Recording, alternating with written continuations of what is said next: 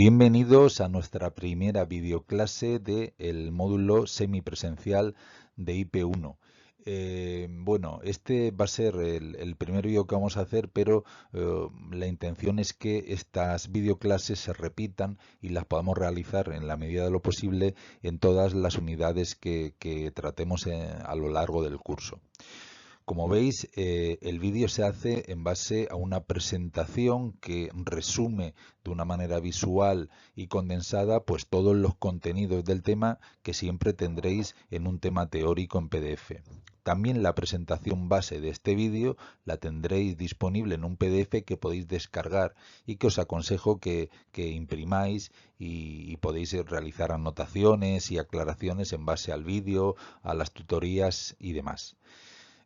Bueno, con esta presentación un poco de todo el sistema de videoclases que vamos a seguir, pues entramos en materia. El primer bloque que vamos a ver en nuestro curso de IP ya sabéis que es el bloque de seguridad e higiene, y este es el tema introductorio de este bloque. Podemos pensar y asociamos la siniestrabilidad laboral pues a tiempos pasados o a países en vías de desarrollo en los cuales pues no hay una normativa muy estricta, y si bien es cierto que evidentemente en estos contextos este problema es mucho más serio, hemos de tener muy presente que también es un problema de suma gravedad en nuestro país, en nuestra realidad actual y en los tiempos presentes. Para que os hagáis una idea, aproximadamente 2 millones de trabajadores fallecen en el mundo al año por enfermedades o por traumatismos directamente relacionados con su actividad laboral. También en España es un problema muy serio y quiero un poco que con estas estadísticas que vamos a ver al principio del vídeo pues podamos dar la importancia y el contexto necesario de este problema que, como os digo, no es propio de tiempos pasados. Vamos a verlas. Quería hacer hincapié en esto, en que es un problema real y es un problema actual y que sucede en nuestro país a día de hoy. Como bien indica esta presentación, es un gran drama escondido porque los accidentes graves, las incapacidades que se derivan de toda esta siniestralidad laboral tiene un gran coste social, económico y personal. Estas son las últimas cifras publicadas y fijaros que son desalentadoras. Más de 1 millón de accidentes de trabajo. Es una auténtica barbaridad. ¿Mm? Por otro lado, y esta es quizá la cifra más dramática, se han producido 796 muertes en el trabajo en el año 2024. Esto además es un aumento del 10% respecto al año anterior. Son más de 2 fallecidos a causa de la siniestralidad laboral en España al día. Es una auténtica locura, de verdad. Además, se produce desde el año 2019 un incremento sostenido en el tiempo en el tema de los accidentes mortales.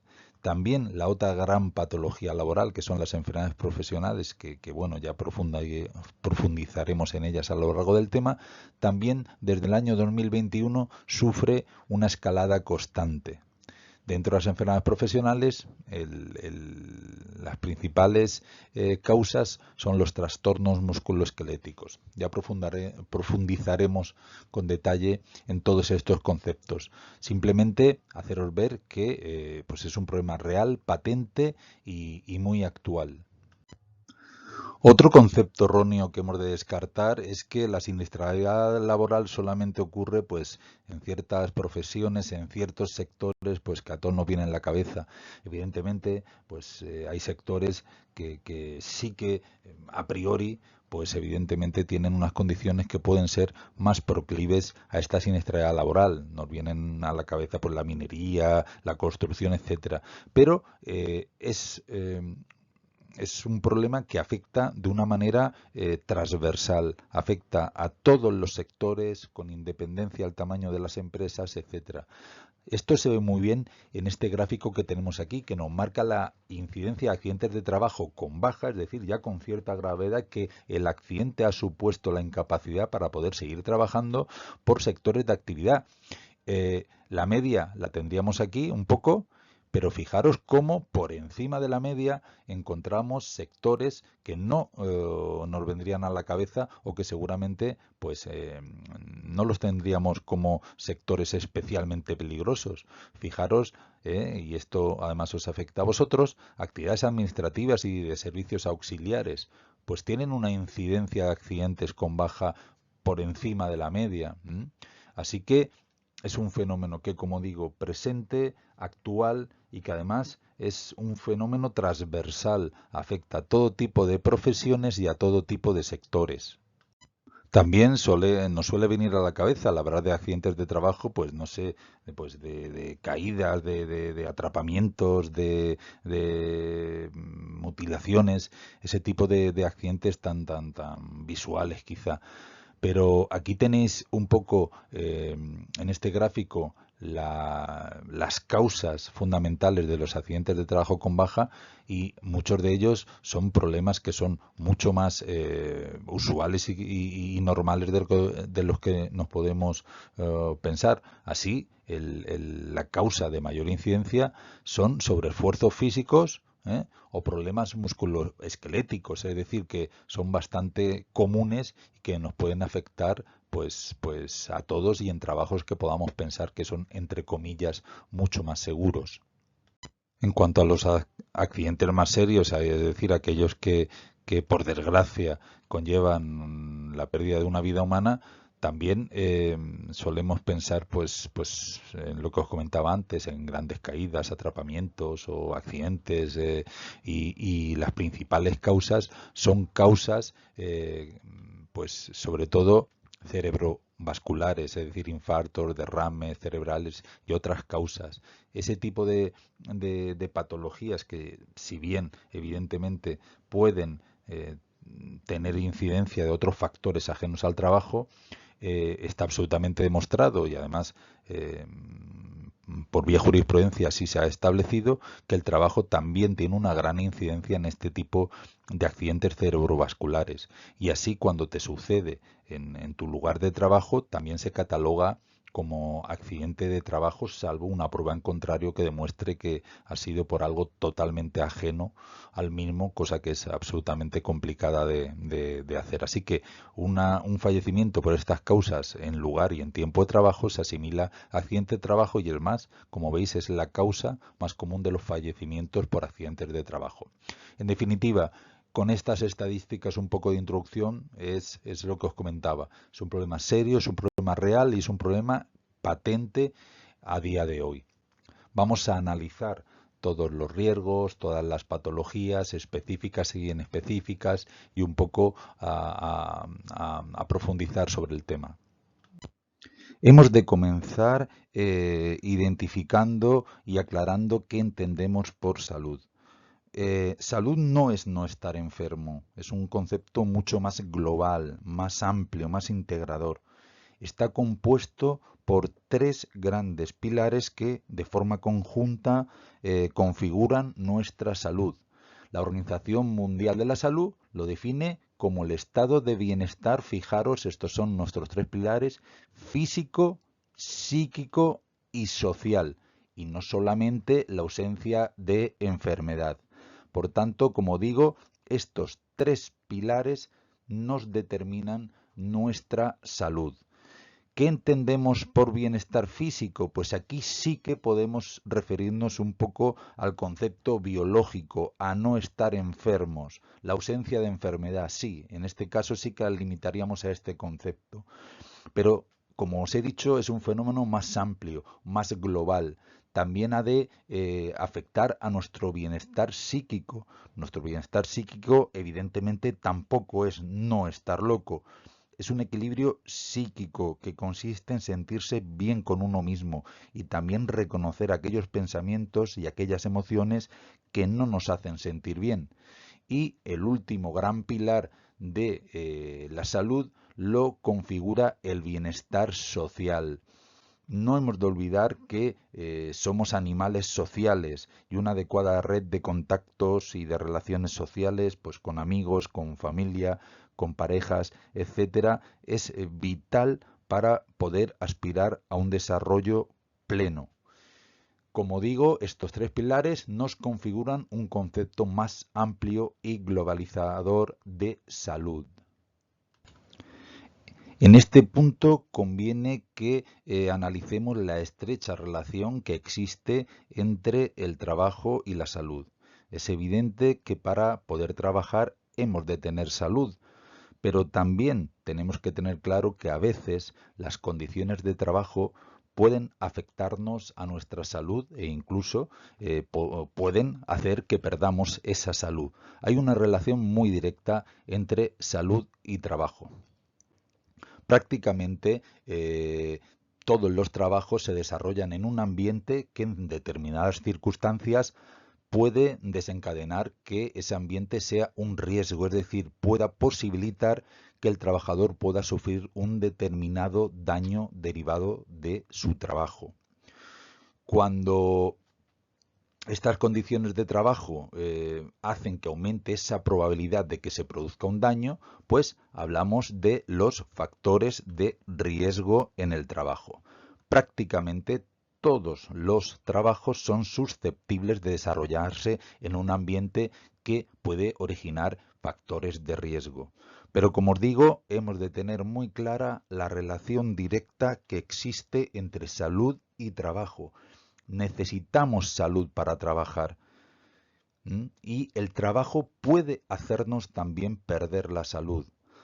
Además, el trabajo en esa concepción global de salud no solamente nos proporciona pues el sustento económico, también es una forma de desarrollo y de crecimiento personal. Por tanto, hemos de tener claro que la salud favorece la realización del trabajo y sin salud no podemos trabajar.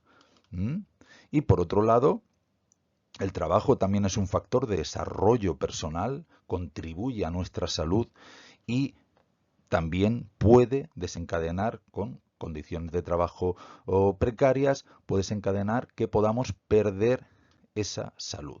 Por tanto, una relación inequívoca y casi simbiótica entre trabajo y salud. Hemos visto cómo el riesgo laboral es la posibilidad de que el trabajador pueda sufrir algún daño derivado de su trabajo por las condiciones en que éste se desarrolla. Vamos a clasificar estos factores de riesgo en 5 grandes grupos. Por un lado tenemos aquellos derivados de las condiciones de seguridad.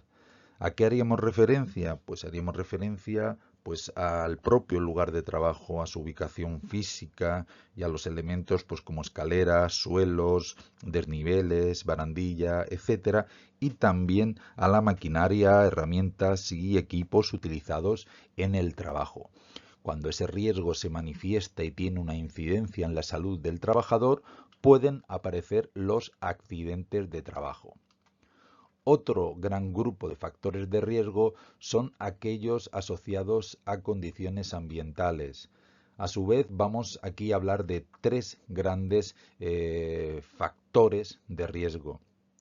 Aquellos provocados por agentes físicos, que entenderíamos pues la iluminación, el ruido, vibraciones, radiaciones, etcétera.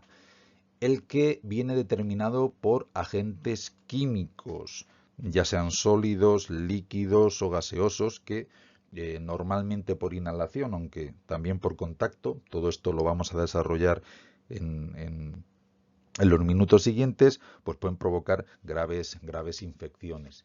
Y por último, la exposición a factores biológicos, normalmente microorganismos, seres vivos microscópicos, microorganismos, pues como bacterias, virus, hongos y parásitos. Estos 3 grandes condiciones ambientales, cuando tienen incidencia, se manifiestan y afectan a la salud del trabajador, originan lo que conocemos como enfermedades profesionales. Tanto los accidentes de trabajo como las enfermedades profesionales tienen única y directamente una causa en el trabajo. También el trabajador puede sufrir un riesgo asociado a factores de riesgo psicosociales y ergonómicos. Pues aquí afectaría pues la forma en que se organiza el trabajo, la carga de trabajo, la presión, etcétera. Y cuando esos riesgos se manifiestan, pues originan patologías tales como la fatiga, el estrés, problemas musculoesqueléticos, etcétera. A propósito, hemos de decir que si bien normalmente dentro de esta manifestación de los factores de riesgo psicosocial y ergonómicos el trabajo tiene una incidencia importante, no es la única. Por eso hablamos de dos grandes patologías asociadas al trabajo. Por un lado tendríamos las patologías específicas que, como os he comentado antes, nos englobaría los accidentes de trabajo y las enfermedades profesionales. ¿Por qué se llaman patologías específicas? Porque la relación directa es absoluta con el trabajo. Es decir, se originan únicamente por factores laborales. Por otro lado, como os he dicho, los factores de riesgo psicosociales, el trabajo tiene una incidencia importante para que aparezcan las patologías como la fatiga, el estrés, etcétera, pero influyen diversos factores y no únicamente el trabajo. Influyen diferentes, no solo laborales. Por tanto, a pesar de que el trabajo tiene incidencia, no son achacables únicamente las causas a factores laborales. Por eso las denominamos inespecíficas. Patologías específicas, su incidencia viene determinada únicamente por factores laborales. Hablaríamos de los accidentes de trabajo y enfermedades profesionales. Patologías inespecíficas del trabajo. En ellas, a pesar de que el trabajo tiene una fuerte incidencia, también influyen factores ajenos al mismo. Esta es la gran diferencia. Vamos a desarrollar un poco estas patologías asociadas al trabajo. Comenzamos con las patologías específicas. Acabamos de ver, son aquellas en las que su aparición tiene una incidencia única, factores de riesgo laborales, es decir, su única causa imputable son factores de riesgos asociados al trabajo. Dentro de estas patologías específicas hemos hablado de los accidentes de trabajo y las enfermedades profesionales. Si bien en una unidad próxima vamos a centrarnos en estas patologías específicas y su tratamiento legal y a nivel de seguridad social, vamos hacer una pequeña introducción del mismo. Vamos a hablar de estos accidentes de trabajo como una de las patologías específicas. Mirad, como hemos visto, vienen derivados de condiciones de seguridad. ¿Qué entendemos por condiciones de seguridad? Pues lo que os he dicho antes, lo relacionado con la ubicación física del trabajo. Y todo lo que ello conlleva, pues escaleras, suelos, barandillas, desniveles, vías de circulación, puertas, ventanas, etcétera. También toda la maquinaria y las herramientas que utilizamos pues para el trabajo. Imaginaros taladros, sierras, etcétera, pues los accidentes que son capaces de provocar. ¿Cuáles son los daños que estos factores de riesgo pueden acarrear? Pues evidentemente pues suelen ser choques, golpes, caídas, cortes, atrapamientos, proyección de partículas, quemaduras, etcétera.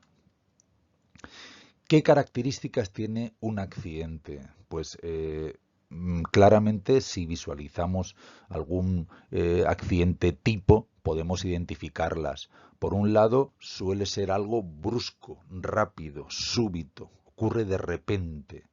También suele ser algo inesperado, algo que no se espera, sucede de una manera imprevisible. suele ser algo violento, golpes, atrapamientos, cortes, etcétera. Suele ser algo muy rápido. Normalmente un accidente sucede de una manera inmediata, brusca, rápida y normalmente el trabajador pues presenta una escasa resistencia ante un corte, ante una caída, etcétera. Hemos de decir, y es importante, que dentro de los accidentes de trabajo hemos de incluir lo que se denomina accidentes in itinere, que son aquellos que se producen en el tránsito de acudir al trabajo, de casa al trabajo y del trabajo a casa. Todos los accidentes, normalmente de circulación, etcétera, que ocurren en el trayecto de acudir al trabajo o de vuelta, siempre que sean un trayecto lógico, es decir, que se haya seguido una trayectoria normal, no totalmente alejada de los dos puntos y dentro de un límite temporal pues adecuado a los horarios de trabajo, se considerarán también accidentes de trabajo. Además, suponen un porcentaje muy grande de los accidentes contabilizados en España. Seguimos comentando las patologías específicas y tras los accidentes de trabajo vamos a hablar de las enfermedades profesionales. Como sabéis, vienen provocadas por factores de riesgos ambientales y dentro de ellos tenemos los de exposición a agentes físicos, químicos y biológicos. Vamos a comenzar con el primero de ellos, la exposición a agentes físicos. Dentro de la multitud de exposiciones a agentes físicos, ya sabéis, serían manifestaciones de distinto tipo de energía capaces de afectar a la salud. Vamos a hablar de algunos de ellos, de los más comunes. Comenzamos con la iluminación. Al respecto, deciros que existe una normativa específica, concretamente el Real Decreto 486/97, que establece las disposiciones mínimas en materia de seguridad y salud en los lugares de trabajo y hace una exhaustiva descripción de las condiciones que han de guardar los lugares de trabajo y establece límites de un montón de parámetros y concretamente de todos estos factores físicos que vamos a ver. Es decir, establece qué condiciones lumínicas son mínimas y necesarias pues para lugares transitados, lugares de paso, lugares de trabajo, etcétera. Bueno, ¿qué consecuencias puede tener el riesgo físico de iluminación? Pues evidentemente, pues fatiga visual, trastornos de visión, pues yo que sé, sequedad de ojos, picor, escozor, etcétera, y evidentemente también pueden poner en grave riesgo al trabajador porque ante la falta de iluminación adecuada pueden provocarse también accidentes de trabajo. El siguiente factor físico que vamos a ver es el ruido. Entendemos por ruido un sonido molesto o no deseado que impide o interfiere alguna actividad.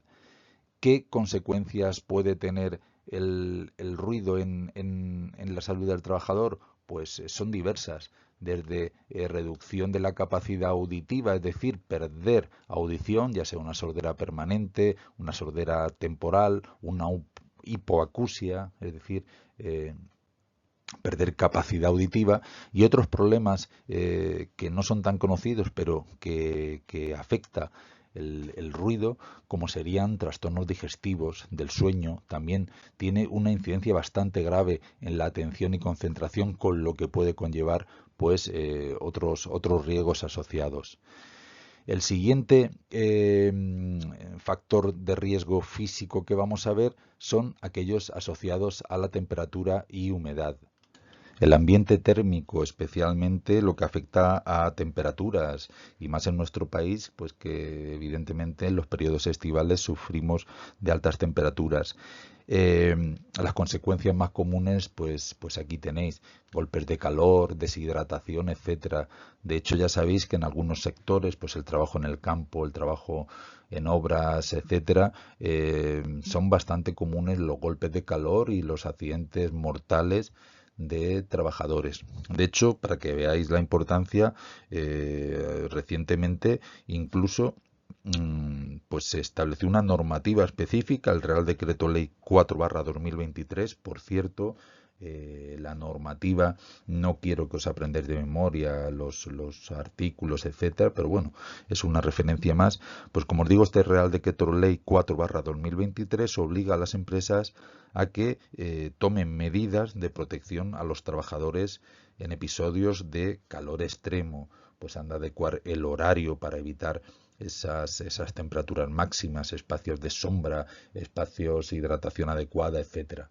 En menor medida también las temperaturas, hay medidas de protección ante el frío extremo, sobre todo a trabajadores que trabajan pues en cámaras de congelación, etcétera.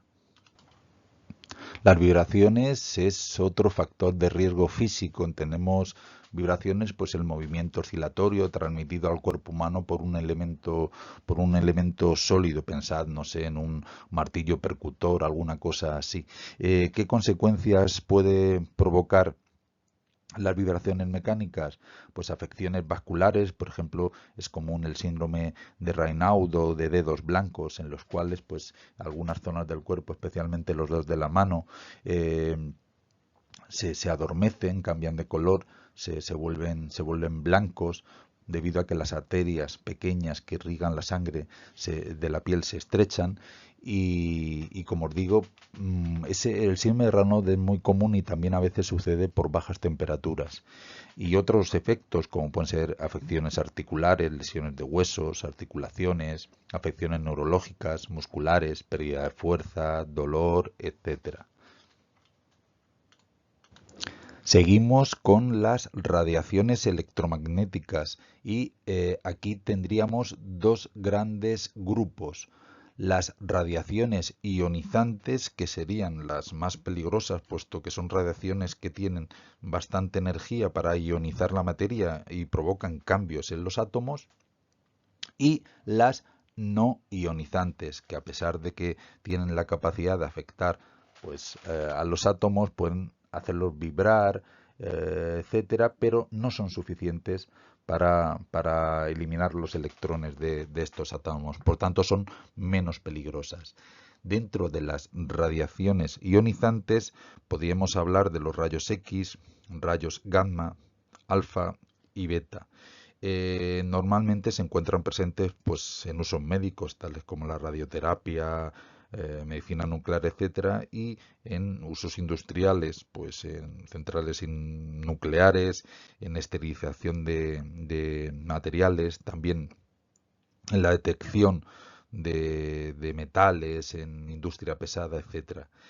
¿Qué dolencias pueden desembocar? Pues desde síntomas inmediatos y agudos como vómitos, síntomas intestinales, caída de cabello, a algunos síntomas mucho más tardíos que se generan a lo largo de tiempo, incluso años después, como cataratas, leucemia, algunas formas de cáncer, e incluso puede tener una afección genética, afectando incluso al sistema reproductivo o provocando modificaciones genéticas que afectan pues, a la descendencia.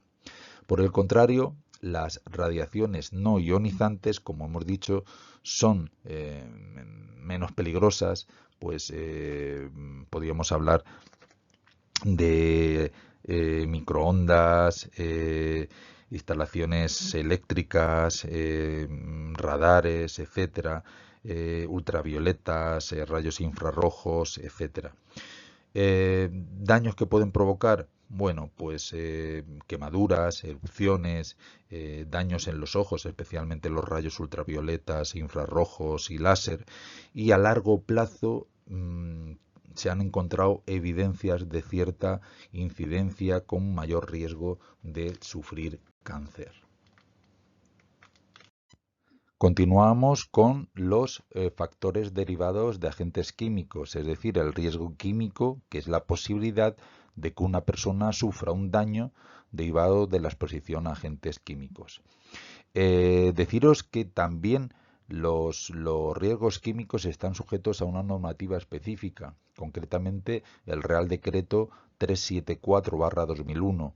Como os digo, no quiero que os aprendáis esta normativa tan concreta, pero sí que seáis conscientes de que todos estos riesgos están sujetos pues a un estudio muy minucioso, a una normativa muy exhaustiva que marca pues límites aceptables y tolerables de estos contaminantes en el trabajo, e incluso pues las normas a seguir por las empresas que tienen estos riesgos. Como os digo, los agentes químicos pueden ser sólidos, líquidos o gaseosos. Las principales vías de penetración son fundamentalmente las vías respiratorias, es decir, la inhalación de agentes químicos, también la vía dérmica, es decir, el contacto con sustancias químicas, y muy minoritariamente también a veces pueden tener una vía digestiva, normalmente accidental, pues por no lavarse las manos con el contacto de estas sustancias y luego comer, o a veces una ingestión accidental, y también de una manera muy minoritaria, a veces a través de heridas, la vía parenteral, a través de heridas, cortes o incluso pinchazos. Los daños, por supuesto, dependen de qué tipo de contaminante. Los hay más peligrosos que otros, y también su exposición, el tiempo al que hemos estado expuestos a ese contaminante. Para valorar esa peligrosidad en base a los contaminantes y su exposición, suelen realizarse tabulaciones, que son mediciones de estos contaminantes. Una vez que se han realizado estas mediciones, se valora su peligrosidad, se establecen límites o topes aceptables para trabajar con seguridad. Son valores límite ambientales, que los vamos a conocer por sus siglas, VLA, valores límite ambientales. Normalmente aquellos trabajos en los cuales hay un riesgo químico suelen manejar dos tipos de valores límite ambientales, dos tipos de VLA. El VLAED, de exposición diaria, que sería aquel límite que es aceptable para el ambiente de trabajo en una jornada cotidiana y habitual de 8 horas. Es decir, si ese límite durante las 8 horas no se rebasa, sería un límite aceptable. Pero también muchos contaminantes se les establece también un valor techo, un valor tope, un valor límite, que sería de una exposición muy corta. Sería el VLC-EC, valor límite ambiental de exposición corta.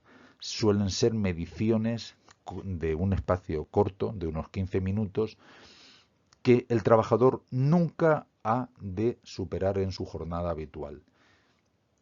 Mirad, os pongo aquí un ejemplo para poderlo ver. Concretamente con un agente químico, el tricloroetileno, que se utiliza pues para remover adhesivos, es un disolvente, y nos establece los dos valores límite que hemos comentado. El valor límite de exposición diaria, que como veis nos marca pues un valor de 10 partes por millón, o otra conversión que se suele utilizar es el miligramo por metro cúbico, y esas serían los límites que se pueden soportar durante 8 horas la jornada habitual. Sin embargo, también nos establece un valor techo de 30 partes por millón, o su conversión a miligramos metro cúbico, que sería aquella medición en breve espacio de tiempo, no más de 15 minutos, que si en algún momento de la jornada se llega a esos niveles, se debería cesar en el trabajo. Es decir, límites aceptables a lo largo de toda la jornada y límites que no son aceptables durante muy breve espacio de tiempo, y se debería de poner fin a la jornada con esos límites de contaminación. Seguimos con el último factor de riesgo ambiental, concretamente aquellos derivados de agentes biológicos. Vienen dados por la interacción en el ambiente de trabajo con seres vivos, normalmente pues microscópicos. Dependiendo de cuál sea el agente en cuestión al que hemos estado expuestos, las consecuencias pueden ser muy distintas. También aquí influye mucho la condición física del trabajador. Evidentemente hay trabajadores con un estado de salud mucho mejor, que tienen una mayor resistencia pues a los agentes biológicos. Las vías de entrada de estos contaminantes, pues muy parecidas también a los contaminantes químicos, especialmente la respiratoria, al inhalar los microorganismos presentes en el ambiente, también digestiva, fundamentalmente por la ingesta de alimentos, de agua u otros productos contaminados, cuya mejor manera de evitar evidentemente son buenas prácticas de higiene. También la vía dérmica, cuando la piel o las mucosas entran en contacto con estos elementos contaminantes, y también la vía parental, por inoculación en las capas profundas de la piel, por heridas, pinchazos, cortes, y, como hablamos de animales, a veces también por mordeduras y picaduras.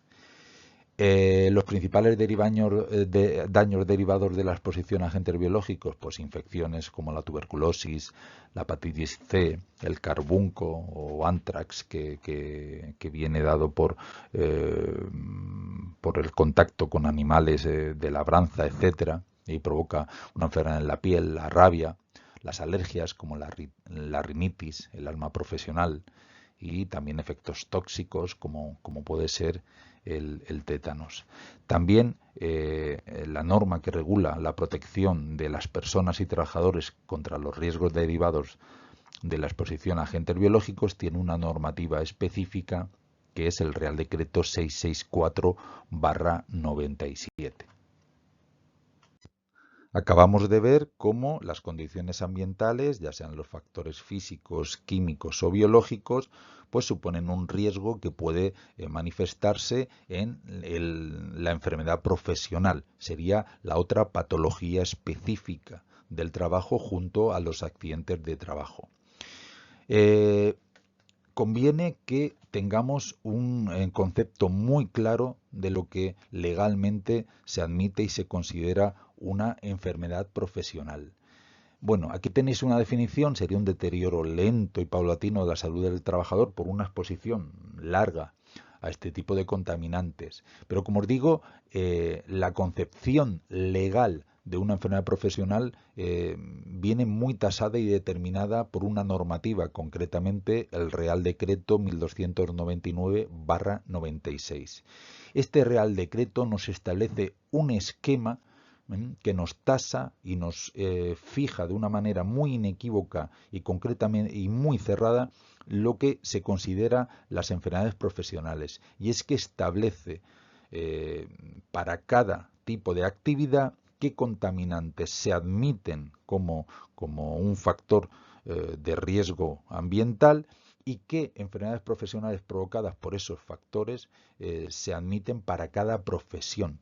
Es decir, marca un listado cerrado de profesiones, contaminantes y enfermedades que admite como enfermedades profesionales. Os voy a poner un ejemplo para poderlo ver. Mirad, en el grupo 1 nos establece enfermedades profesionales causadas por agentes químicos. Nos habla de la provocada por el polvo de sílice, polvo, en fin, polvo de arena, podemos pensar. Y nos establece para qué trabajos se admite que tú puedas contaminarte y enfermarte por ese agente. Concretamente, la enfermedad que provoca es la silicosis. La silicosis es muy común en los mineros, en gente que trabaja en minas o incluso construcción, etcétera, por la inhalación constante de polvo de sílice que se va depositando en los alveolos pulmonares, se solidifica, y si se detecta muy tardíamente, prácticamente no admite más tratamiento que un trasplante, y muchísimas veces a los mineros le ocasionaba la muerte. Hoy día, con las revisiones periódicas, pues no suele ser así. Por tanto, si un trabajador trabaja en una mina y enferma de silicosis, lo más normal es que se le catalogue como una enfermedad profesional. Pero imaginad, por ejemplo, que, pues no sé, muy cerca de esa mina, pues hay cualquier tipo de negocio, vamos a imaginar, no sé, una gasolinera, y el trabajador que todos los días trabaja en esa gasolinera, por la cercanía con esa mina, aspira de forma continua polvo de sílice. También puede desarrollar silicosis y evidentemente también esa enfermedad le ha venido dada por el trabajo. Sin embargo, como os he dicho, este Real Decreto es muy cerrado y tasado y seguro que no establece pues el trabajo en gasolineras como un trabajo admisible para que la silicosis se le pueda admitir como enfermedad profesional. Sin embargo, evidentemente, la relación causa-efecto de la aspiración de ese polvo de sílice con el trabajo en la gasolinera es clarísima. ¿Qué ocurre en esas ocasiones cuando se demuestra claramente que esa enfermedad ha venido por el ambiente que se respira, que se sufre en ese trabajo, pero no encontramos nuestro trabajo y esa lista de contaminantes en este Real Decreto? Pues sucede que en ese caso, al no poder catalogarse porque no está en la lista como enfermedad profesional, pero se sigue demostrando esa relación directa, se considera que es un accidente de trabajo. Deciros que la consideración en un trabajador de una enfermedad como enfermedad profesional o accidente de trabajo no conlleva cambios a nivel legal, a nivel de prestaciones, etcétera. El que se considera accidente de trabajo o enfermedad profesional no le supone ninguna variación ni perder ninguna ventaja. Ambas, como hemos visto, son las patologías específicas del trabajo, y que te cataloguen una dolencia como accidente de trabajo o enfermedad profesional, a todos los efectos a ti te es indiferente. Evidentemente, como hemos visto con anterioridad, pues la incidencia de una enfermedad profesional depende pues del propio agente, los hay más nocivos que otros, también del propio trabajador. Hay gente con un estado de salud pues mejor, que admite pues esas agresiones de mucho mejor, tiene más resistencia, y por supuesto el ambiente del propio trabajo. En definitiva, y esto es importante, para que a mí una enfermedad que me ha venido dada por mi trabajo se me catalogue como enfermedad profesional, debo de estar recogido en este catálogo cerrado del Real Decreto 1299/96, en el que se especificará que este contaminante ha provocado tal enfermedad, y para esta lista de trabajos tengo que tener todos esos requisitos. Enfermado de silicosis por la aspiración de polvo de sílice, y entre los trabajos que acepta pues está el trabajo en una cantera, por ejemplo. Si me salgo de esos parámetros, pero yo demuestro que mi dolencia sí que ha venido dada por el ambiente que respiro en mi trabajo, a pesar de no encontrarme en esa lista cerrada, se me catalogará como accidente de trabajo, y a efectos legales, de prestaciones de seguridad social, de ventajas legales y todo lo demás, es completamente indiferente. Acabamos de ver las dos patologías específicas del trabajo, el accidente de trabajo y la enfermedad profesional.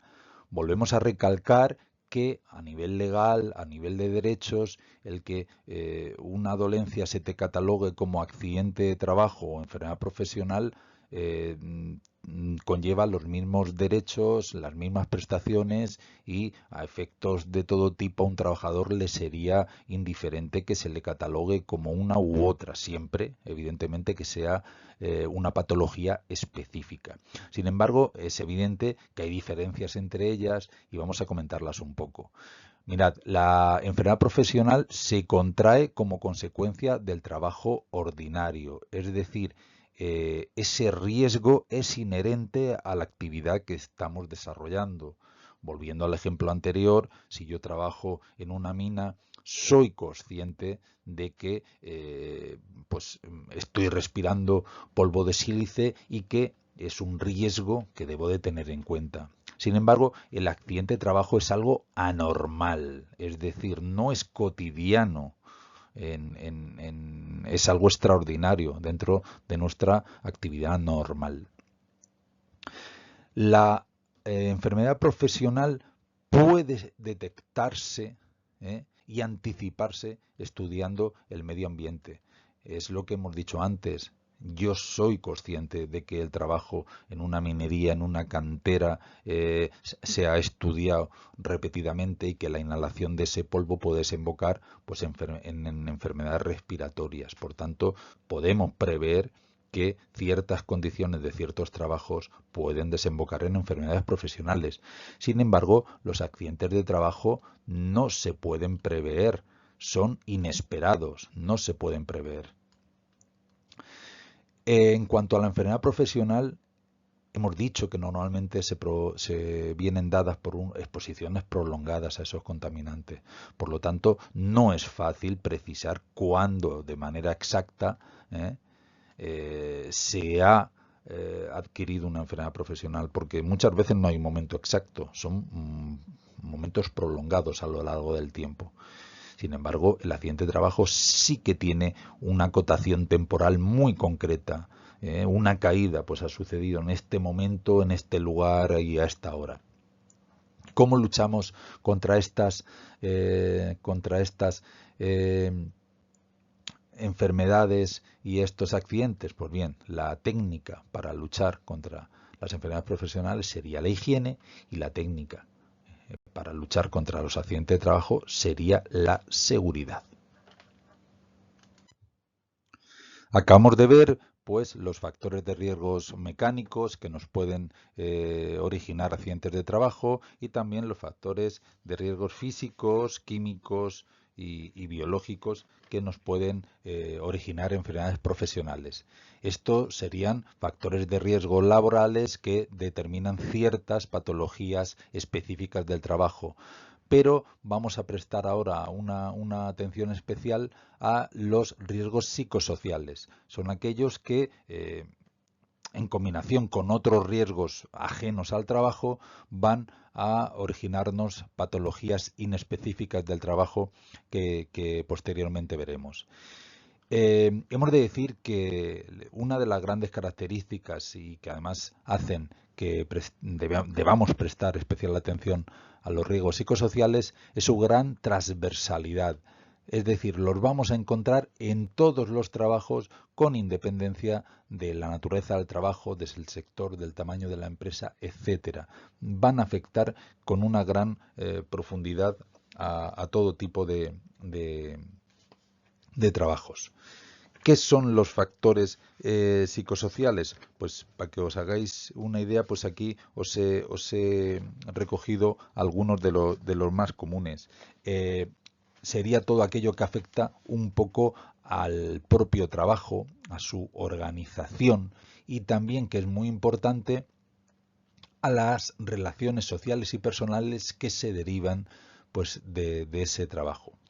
Cuando estas condiciones psicosociales, ya os digo, el propio trabajo en sí, sus condiciones y también la organización y las relaciones sociales y personales que conlleva están mal diseñadas, mal implantadas, entonces se convierte en un riesgo.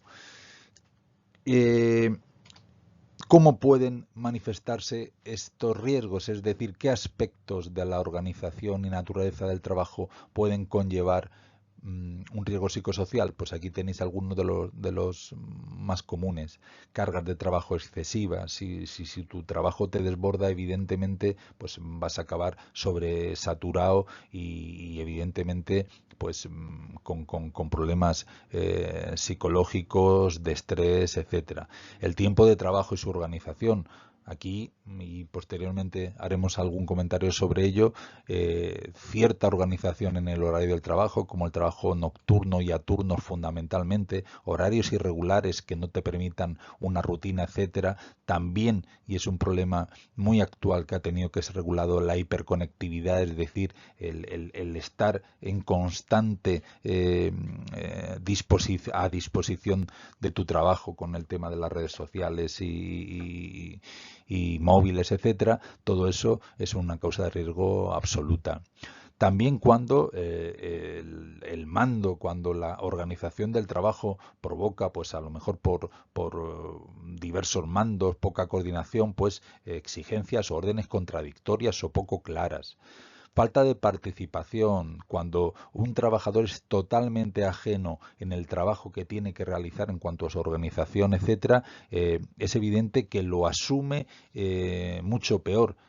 Se ha probado que cuando el trabajador es parte activa en el diseño del trabajo y de las tareas, estas se realizan de una manera mucho más efectiva y además tienen una mayor aprobación por parte de los trabajadores, puesto que han sido participantes en su instauración.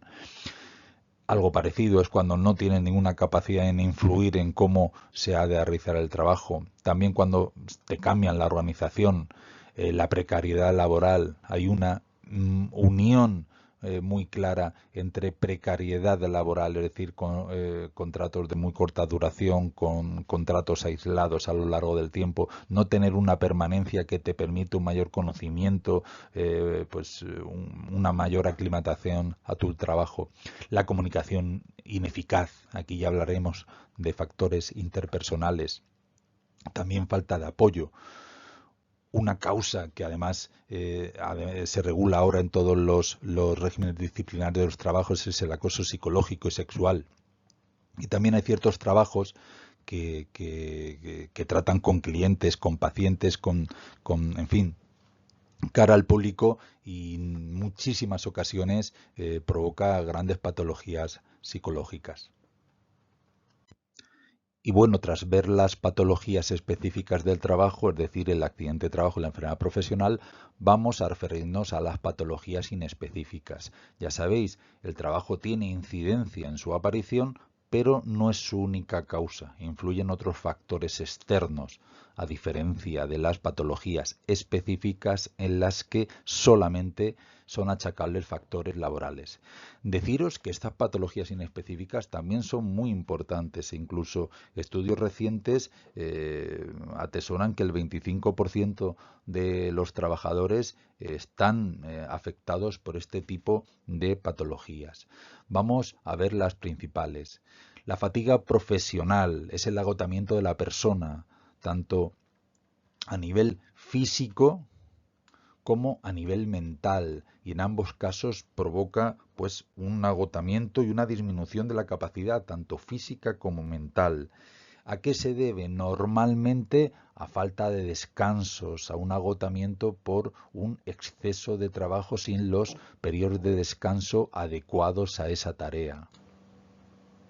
La insatisfacción laboral, que puede definirse pues como el malestar que sufre el trabajador cuando las compensaciones, no solamente económicas, también pues de reconocimiento, de ascensos, de descansos, no superan el esfuerzo que realiza, es decir, no se siente bien pagado, bien recompensado, como digo, no solamente a efectos económicos.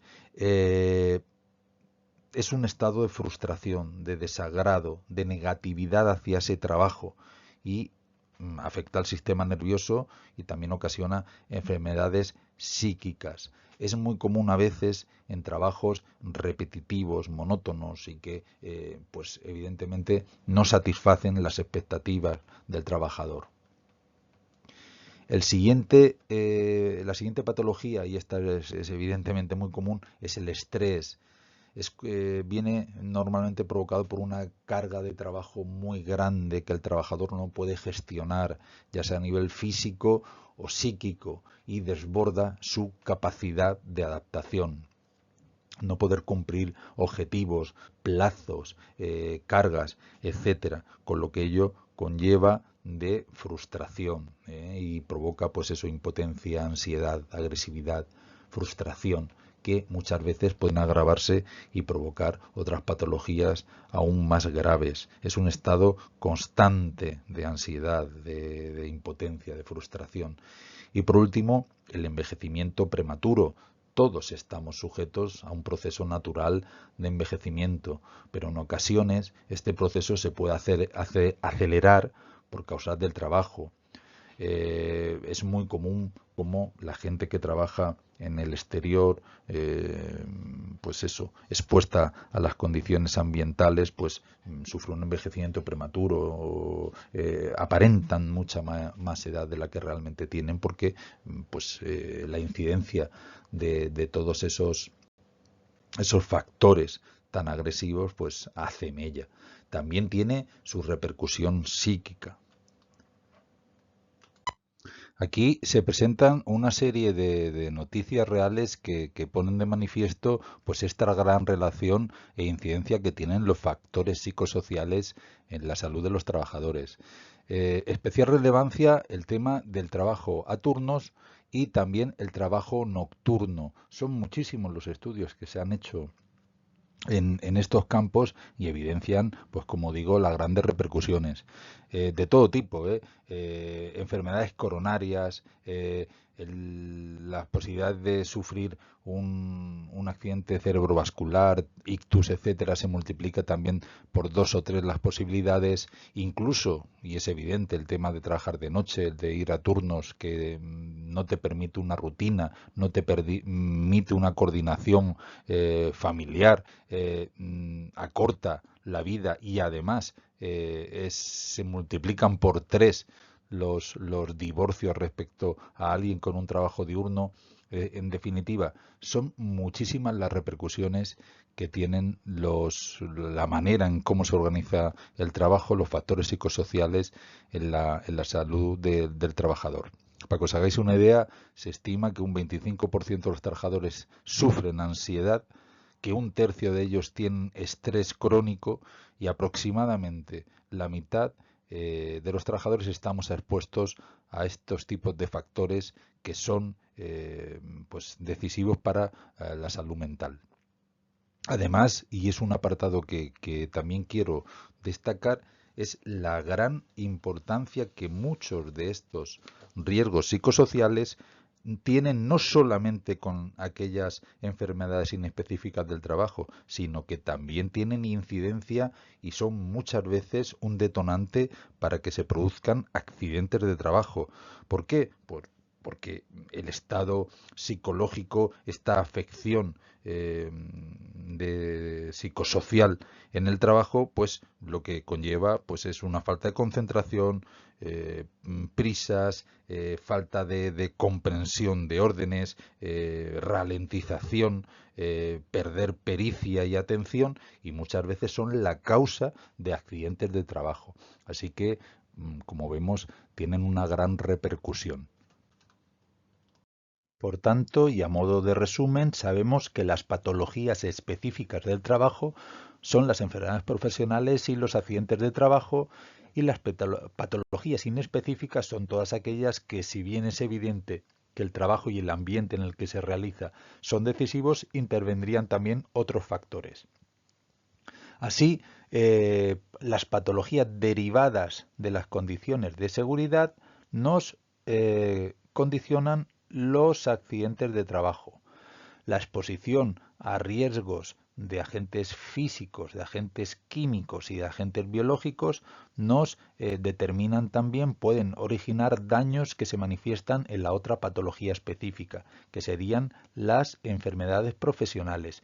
Y por último, sabemos que hay factores, los riesgos psicosociales, ergonómicos, sociales, en los que evidentemente el trabajo influye mucho, pero también influyen otros factores externos que nos determinan pues patologías pues como la fatiga, como la insatisfacción laboral, el envejecimiento prematuro. Claramente influye el ambiente laboral, pero también factores externos. Por eso hablamos en este caso de patologías inespecíficas del trabajo. ¿Y cómo nos protegemos ante estos riesgos profesionales? Pues fundamentalmente mediante la prevención de esos riesgos, evitándolos o reduciéndolos, y si no es posible evitarlos o reducirlos, han de estar presentes en nuestra actividad laboral, pues entonces nos protegeremos ante ellos. Siempre que sea posible, hemos de actuar de esa manera secuencial. Lo primero, la prevención, y cuando no cabe la prevención, pues entonces actuaremos con protección. Lo primero que hay que hacer siempre que sea posible, eliminar o reducir el riesgo en su punto de origen, es decir, si se puede, evitamos ese riesgo. Si una máquina, pues no sé, tiene vibraciones o tiene, sustituirla por otra mucho más segura.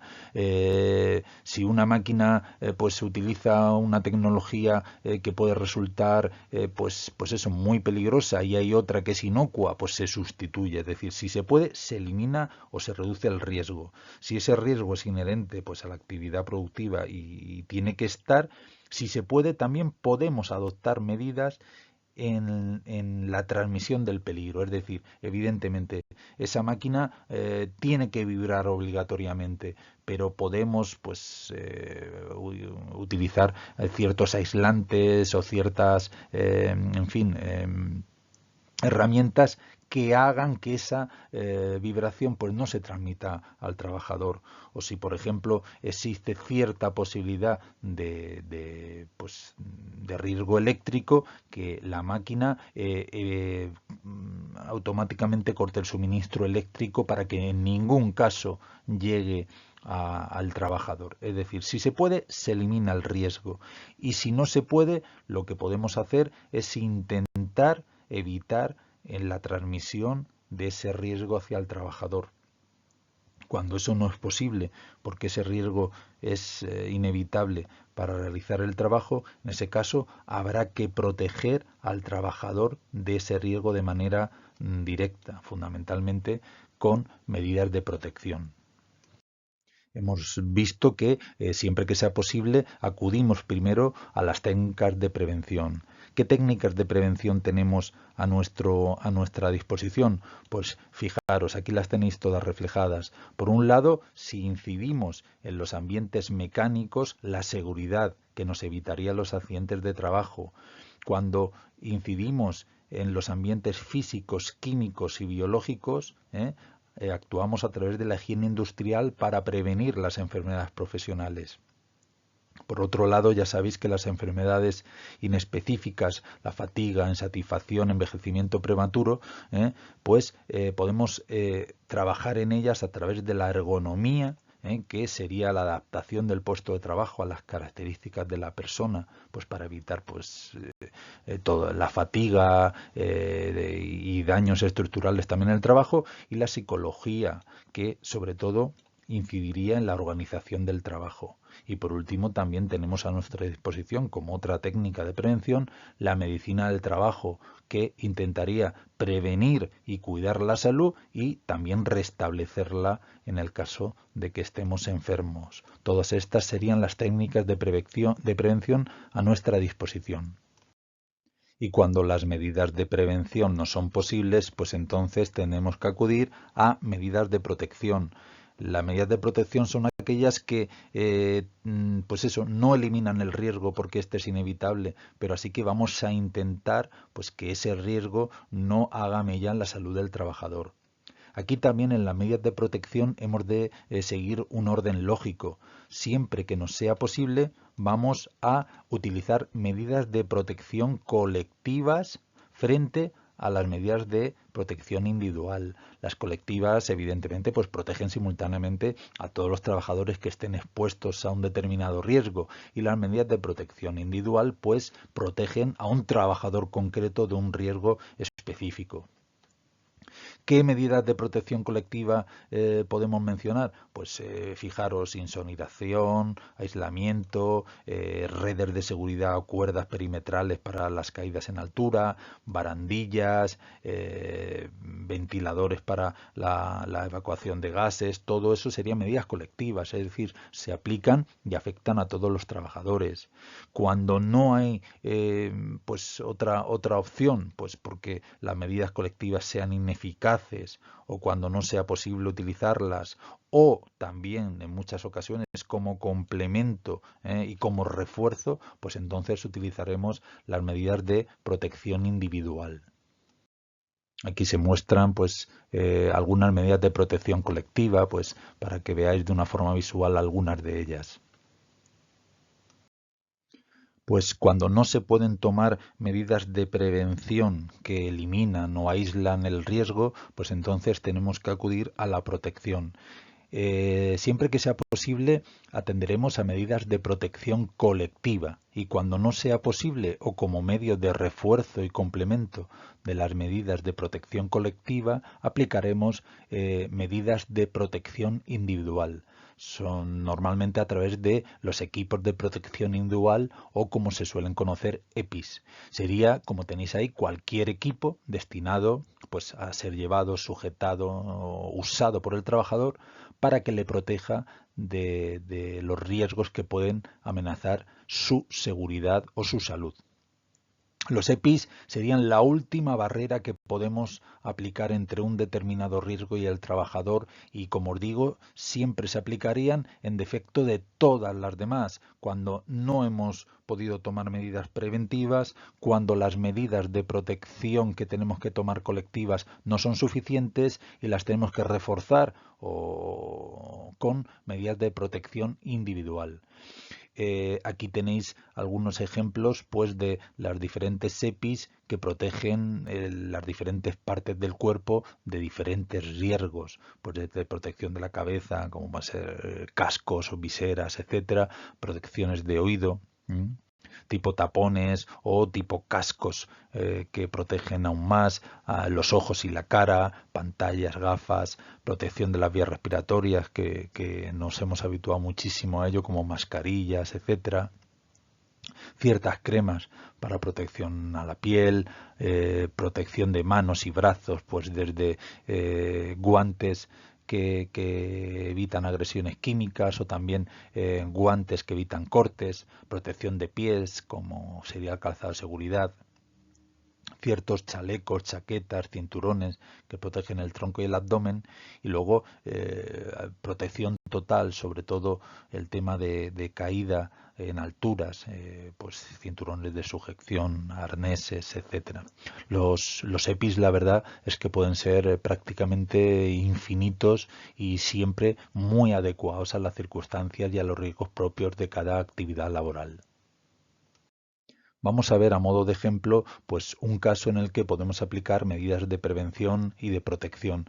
Vamos a pensar en una máquina que maneja un operario sentado sobre ella y que esta máquina pues provoca unas vibraciones además a unos niveles superiores a los máximos permitidos. Siempre que nos sea posible, lo que podríamos hacer es utilizar pues medidas de prevención que eliminen el riesgo. Esa sería nuestra primera opción siempre que pudiera ser factible. Pues por ejemplo, con el uso de otra máquina que realizara la misma función, pero que no emitiese esas vibraciones. Segundo lugar, si no hemos podido implementar esta primera medida que elimine el riesgo, pues entonces lo que tendríamos que hacer es intentar una medida de prevención en la transmisión del riesgo, es decir, el riesgo va a estar presente, pero intentar que no llegue al operario.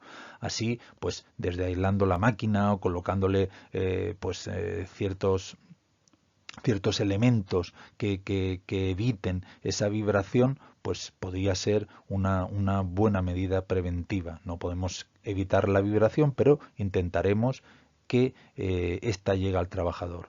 Si aún así no se puede tomar esta medida y es inevitable que el trabajador sufra las vibraciones de esta máquina, entonces ya tendríamos que protegerle. ¿Cómo? Pues tendríamos que protegerle con todos los EPIs posibles en todas las zonas que pueden verse afectadas por estas vibraciones. Muñequeras para las manos, cinturones lumbares, ropa colchada, calzado que sea aislante y pueda eliminar esas vibraciones, etcétera. Es decir, no eliminamos el riesgo, no eliminamos que llegue al trabajador, pero sí que vamos a intentar protegerlo de las consecuencias dañinas de ese riesgo. Dentro de las técnicas de protección colectiva podemos hablar de las señales de seguridad, puesto que evidentemente no eliminan el riesgo, pero sí que nos previenen del mismo de una manera colectiva a todos los trabajadores y así podemos evitarlo. Siempre que pensamos en señalización de seguridad solemos pensar en las señales ópticas, ¿verdad? En las señales de panel, pero hay más tipos de señales. Por ejemplo, tendríamos las señales auditivas, como pueden ser pues todas las señales acústicas, tipo sirenas, tipo alarmas, etcétera. Evidentemente, si hay un incendio y suena la alarma de evacuación, pues es una protección que nos indica pues que debemos evacuar el edificio para protegernos ante el riesgo de incendio. Otras ya mucho menos comunes, pues una de ellas serían las olfativas, cuando se añaden ciertos componentes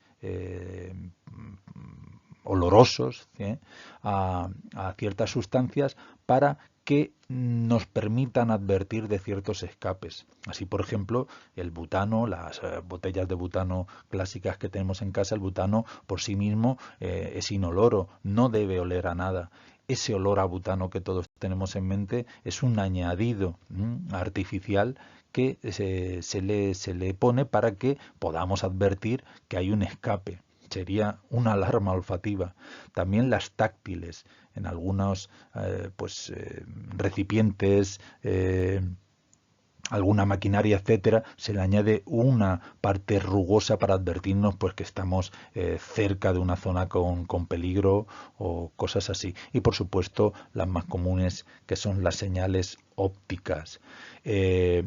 Las que todos tenemos presente, como he dicho, serían las señales en forma de panel, que ahora vamos a verlas un poco, pero también podríamos hablar de todas las señales luminosas, sirenas, etcétera, y también señales gestuales, en la que ciertos operarios pues pueden advertir de maniobras o advertir de ciertos riesgos con determinados gestos prefijados. Como os digo, quizá las más comunes serían las señales en forma de panel. En el curso tenéis una información mucho más detallada, pero así, a modo de resumen, pues podemos ver aquí a la derecha pues los principales tipos.